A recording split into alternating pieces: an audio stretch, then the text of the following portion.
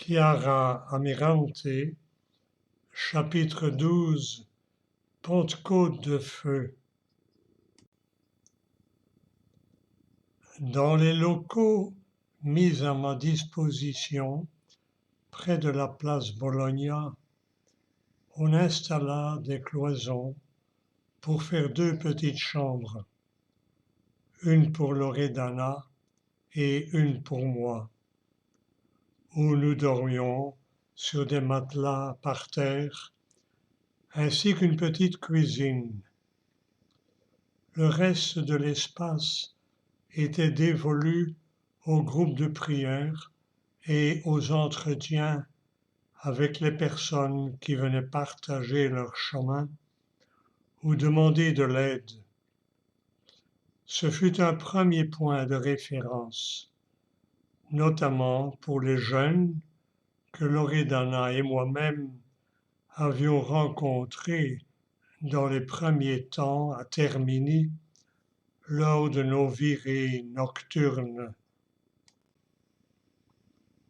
En décembre, nous avons emménagé à l'Isola, sur la Via Ardeatina, qui nous avait été offerte par la Société de Saint-Vincent de Paul. Notre premier projet fut d'organiser entre le Nouvel An et l'Épiphanie 9 jours de retraite spirituelle pour 25 jeunes de la rue. Mais comme l'Isola avait auparavant servi de logement pour des détenus en liberté provisoire qui n'avaient pas de lieu où dormir, nous nous sommes retrouvés là avec quelques-uns d'entre eux, ce qui fut très problématique. La première fois que nous nous sommes réunis pour prier dans la petite chapelle, l'un d'eux se mit à pousser des hurlements de loup-garou. Je téléphonai aussitôt à l'assistante sociale qui s'occupait de lui pour savoir s'il avait des antécédents psychiques. Celle-ci me répondit qu'il était condamné pour avoir fait partie d'une secte satanique au sein de laquelle avaient été commis plusieurs homicides rituels. Il était en particulier soupçonné d'avoir découpé 2 femmes en morceaux.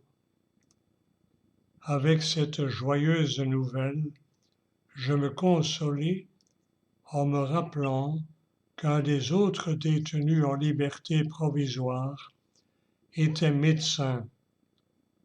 Au moins, pensai-je, si l'un de nous reçoit un coup de couteau, nous avons déjà un médecin à domicile. Ce dernier était très distingué et j'eus l'occasion de lui demander ce qui l'avait conduit en prison. Avec une expression de grande douleur, il me dit que malheureusement, il ne se rappelait absolument rien de ce qui s'était passé. On lui avait pourtant raconté qu'une nuit, sans doute dans un accès de folie, il avait étranglé sa femme, dont il était éperdument amoureux. Il ne parvenait toujours pas à croire qu'il eût pu tuer quelqu'un, qui plus est sa femme, une créature absolument adorable, sans qui il ne pouvait vivre. Il ne s'était même jamais disputé. Ce geste était donc absolument inconcevable à tout point de vue. Et pourtant, les faits parlaient d'eux-mêmes. malgré son amnésie totale, l'épreuve de sa culpabilité avait été établie sans l'ombre d'un doute lors du débat au tribunal. Là, je me suis dit, tu vois, tout est sous contrôle. Nous ne pouvions pas mieux tomber. D'un côté, un sataniste probablement meurtrier, de l'autre, un médecin qui a des accès de folie nocturne. Mais en liberté provisoire se trouvaient aussi des dealers et d'autres personnes soupçonnées de délits multiples. En somme, le contexte n'était pas des plus rassurants. En outre, nous avions avec nous, pour quelques jours, maman et même papa. Bien qu'il eût dit « Je ne veux plus ni te voir ni t'entendre », un instinct de protection l'avait poussé auprès de ces deux filles qui vivaient au milieu de 25 taulards, criminels et toxicomanes. Et il avait décidé de vivre en direct les 9 jours de cette retraite pour le moins atypique. En méditant l'Évangile et les actes des apôtres, nous nous étions en effet rendus compte qu'après la mort de Jésus, les apôtres apeurés s'étaient rassemblés avec Marie au Cénacle pendant 9 jours et qu'ils avaient été revêtus de la puissance d'en haut par le feu de l'Esprit Saint à la Pentecôte. Comme il était très clair pour moi que cette folie ne serait pas viable avec nos seules forces, j'avais souhaité commencer par une récollection de 9 jours avec les premiers jeunes pour demander à l'Esprit de nous aider par sa puissance à mener à bien la mission que le Seigneur nous avait confiée. La première proposition pour les jeunes accueillis fut simple et directe. Nous avons expérimenté que l'Évangile vécu change la vie. Voulez-vous faire avec nous cette expérience? Je partais de ce simple raisonnement. Jésus-Christ est un homme qui a indéniablement marqué l'histoire du monde. Mais en plus, il a affirmé qu'il était le Fils de Dieu. Suppose que cette affirmation apparemment folle, mais en laquelle des milliards de personnes ont cru et continuent de croire, soit vraie, cela ne vaut-il pas la peine d'approfondir le message et l'annonce qu'il est venu nous apporter? Voici quel fut le préambule de cette récollection. Que vous ayez la foi ou non, pour le moment, cela n'a pas beaucoup d'importance. Je suis certaine que Jésus-Christ est le chemin pour atteindre la plénitude de joie que le monde ne peut pas donner. Je vous propose d'essayer. Comme Jésus parle de recevoir l'Esprit Saint, commençons par approfondir tout ce qu'il a dit à ce sujet. Parce que s'il y a quelque chose qui vous caractérise tous, c'est l'expérience de la mort de l'âme. Mais Jésus nous assure que grâce au don de l'Esprit Saint, il est possible de renaître d'en haut, de passer de la mort à la vie. Naturellement, la majeure partie d'entre eux n'étaient pas croyants, mais ils ont tous adhéré avec enthousiasme et une certaine curiosité à cette proposition insolite. Les journées étaient rythmées par des méditations sur des passages de l'Évangile choisis avec une attention particulière à l'Esprit Saint, des approfondissements en commun, des questions, le partage de ce que chacun avait reçu dans le cœur, de petites tentatives de prière spontanée, mais il s'agissait de personnes qui n'avaient jamais prié de leur vie ou qui ne l'avaient pas fait depuis leur première communion, de sorte que la prière était essentiellement guidée par Loredana et moi-même, ainsi que Tonino, un ami acteur qui s'était entre-temps joint à la joyeuse bande. Tous les jeunes se sont remis en cause avec un grand sérieux.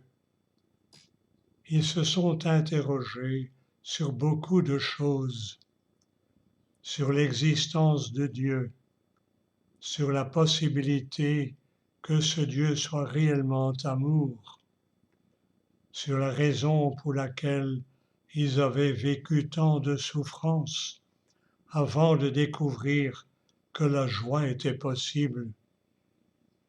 Ce furent des journées vraiment belles et intenses qui culminèrent le jour de la fête du baptême de Jésus par une demande adressée au ciel. Nous avons médité sur tout ce que l'Écriture nous dit à propos de l'Esprit Saint.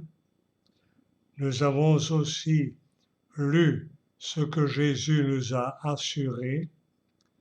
Si donc vous, qui êtes mauvais, vous savez donner de bonnes choses à vos enfants, combien plus le Père du ciel donnera-t-il l'Esprit Saint à ceux qui le lui demandent?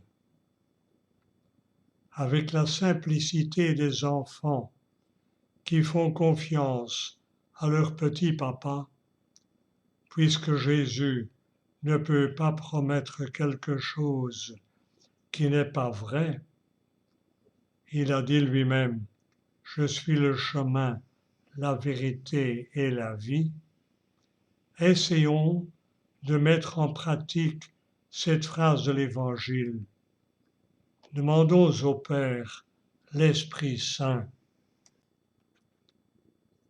Il faut dire que jusque-là, aussi fortes qu'aient été ces journées de retraite, chaque fois qu'il s'agissait de mettre les pieds dans la petite chapelle avec Jésus Eucharistie, les jeunes donnaient toujours l'impression d'entrer dans une chambre à gaz, comme si le souffle leur manquait.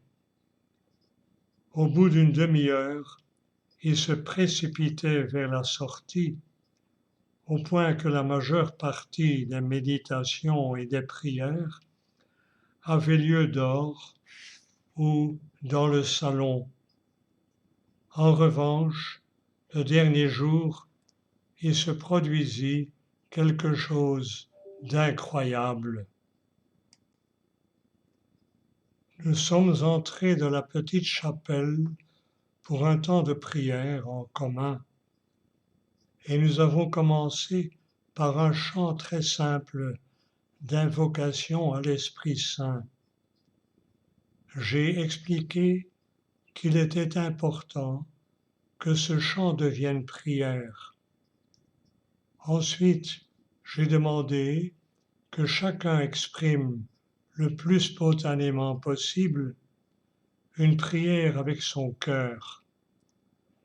Les jeunes ont commencé à balbutier quelques mots, mais après 8 jours de méditation et d'approfondissement intime de la parole de Dieu, ils ont vraiment ouvert leur cœur.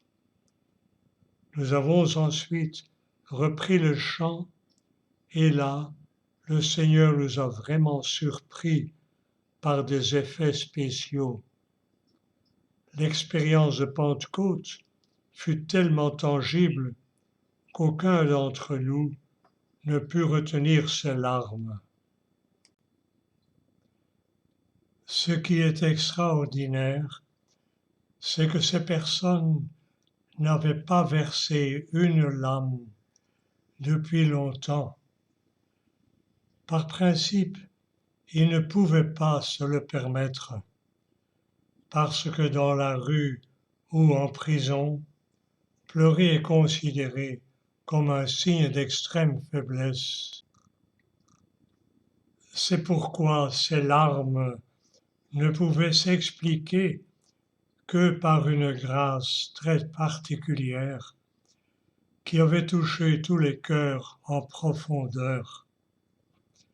C'étaient des larmes de repentir, fruit de l'action de l'Esprit Saint, qui, comme l'a dit Jésus, établira la culpabilité du monde en matière de péché, de justice et de jugement.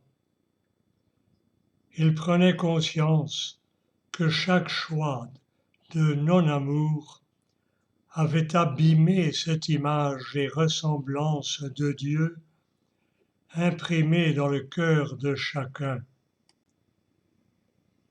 Ce moment de grâce fut tellement fort que nous sommes restés plongés dans ce climat de prière de 9 heures à 13 heures, complètement bouleversés. Nous avons commencé à prier les uns pour les autres et tous immergés dans une véritable Pentecôte de feu. Nous avons pratiqué ce que l'Écriture appelle l'écharisme, une expérience courante pour les premières communautés chrétiennes, mais oubliée avec le temps. Et ces personnes qui étaient dans des situations fort peu banales ont vécu une guérison du cœur et du corps. Certains avaient carrément fait des pactes de sang avec Satan ou participé à des messes noires. Au cours de ces heures bénies, certaines expressions diaboliques se sont manifestées à travers des voix indescriptibles qui proféraient toutes sortes de menaces, parlaient dans des idiomes inconnus ou dans des langues modernes comme l'anglais, mais que la personne ne connaissait pas du tout. Or, ce genre de phénomène est trop facilement mis au catalogue des pathologies, alors qu'il s'agit parfois de faits réels de nature spirituelle. Pour la première fois, nous avons assisté en direct à l'action puissante de l'Esprit Saint à travers des charismes de prophétie, de libération, de chant en langue. Des choses souvent considérées comme étranges, sinon carrément taxées de phénomènes de foire ou d'épisodes d'exaltation populaire, alors qu'elles représentent pour nous une grâce extraordinaire.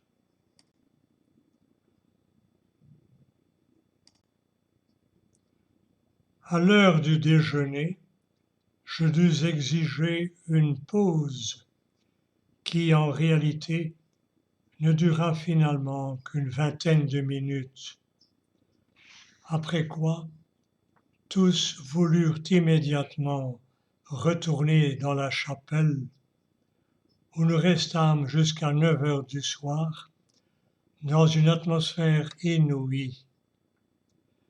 La seule explication possible à cette expérience de grâce si intense et extraordinaire se trouve chez saint Paul, là où le péché a abondé, la grâce a surabondé. Ces jeunes ont ouvert leur cœur et le Seigneur a pu intervenir en nous montrant son œuvre et en nous faisant comprendre qu'il s'occupait lui-même de la suite. En l'espace de quelques heures, nous avons été témoins de multiples merveilles. Une personne à qui avait été diagnostiquée quelques jours auparavant une uvéite, la même maladie que celle dont j'avais souffert, mais aiguë à la différence de mon cas personnel, a senti tout à coup que toutes les douleurs disparaissaient et le lendemain, elle a été déclarée guérie par les médecins. Un autre jeune avait une fièvre de cheval et sa température est soudain retombée. Un autre encore souffrait d'une hépatite à un stade avancé avec un taux de transaminase élevé et une jaunisse. Les symptômes disparurent complètement. Les analyses de sang confirmèrent plus tard que les transaminases étaient redevenues normales. Les guérisons spirituelles furent indubitablement les plus impressionnantes, les plus touchantes, car c'était la première fois que nous assistions à ce genre de choses.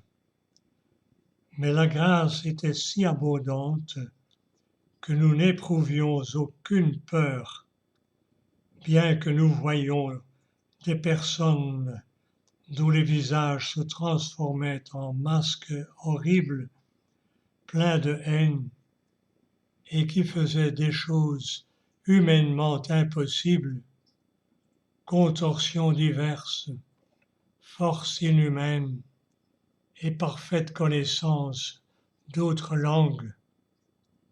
Je n'en croyais pas mes yeux. Ils passaient du ciel aux enfers et des enfers au ciel.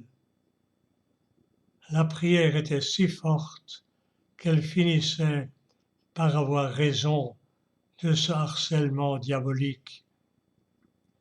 Dieu manifestait toute sa puissance, contraignant les démons à capituler et à s'enfuir. Au moins momentanément, les jeunes les plus gravement atteints ont eu besoin de prières répétées et d'un parcours spirituel intense pour parvenir à une libération définitive. Cette expérience a profondément marqué toutes les personnes présentes, moi la première. J'avais beau avoir déjà parcouru un chemin spirituel exigeant, j'ai vu s'ouvrir tout grand devant moi un monde nouveau qui m'était inconnu.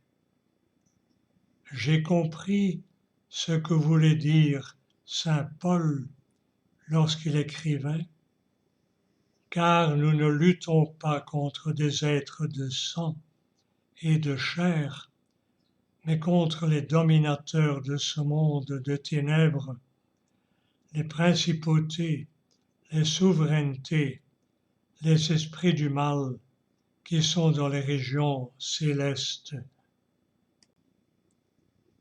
J'ai vu de mes propres yeux des prodiges qui m'ont fait comprendre plus profondément à quel point ces jeunes avaient fait des choix de mort en se laissant séduire par le père du mensonge.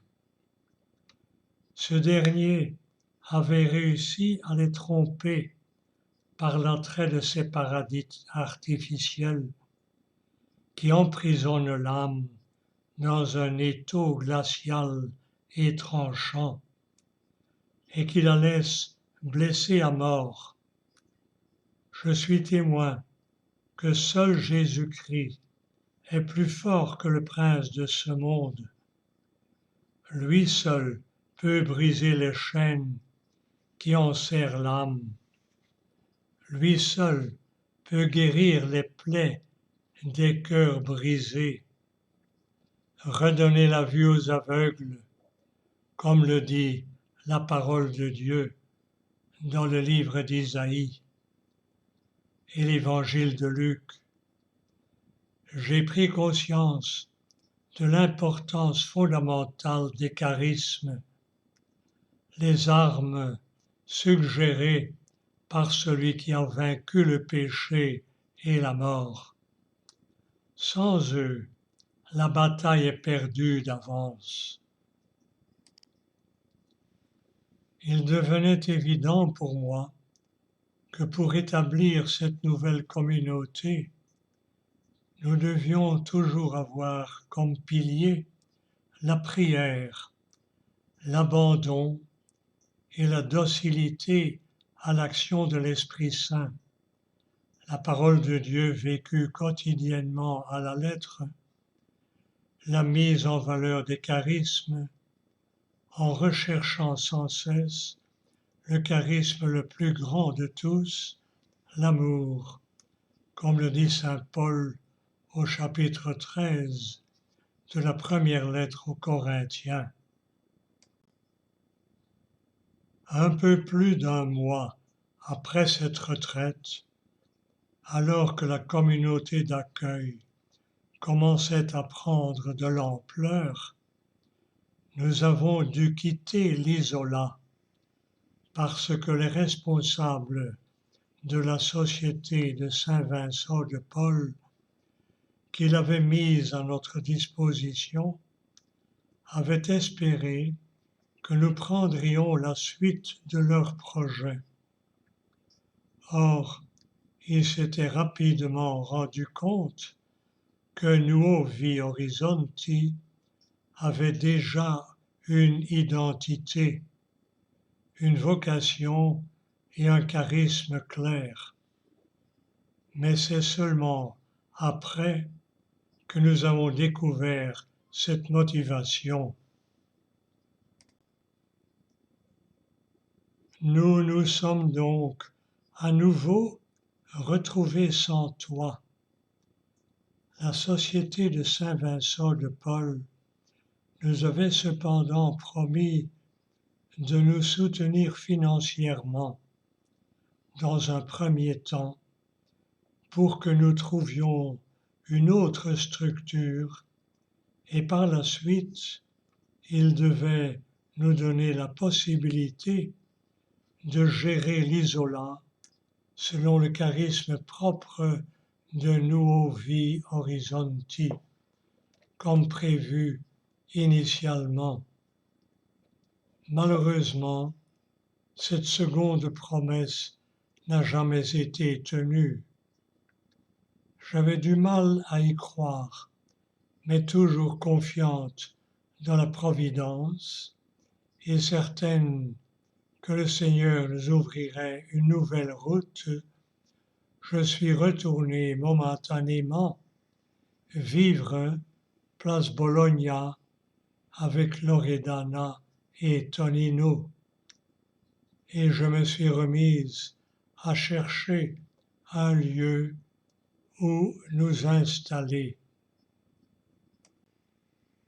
Fin du chapitre 12, Pentecôte de feu. Et prions. Seigneur, donne-nous la grâce de croire l'Esprit Saint et ses charismes. Amen.